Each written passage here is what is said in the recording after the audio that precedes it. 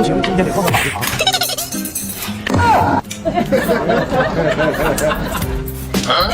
你真是改不了吃独食啊！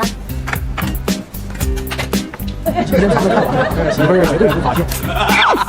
媳妇儿快点，等着饭忙忙蹭蹭的。媳妇儿今天的鸡蛋很生吃了，妈没事你吃吧，我今天不饿。不要高兴太早了，别以为我没看见。来，我给你弄，给你打开。机会这不就来了？也行。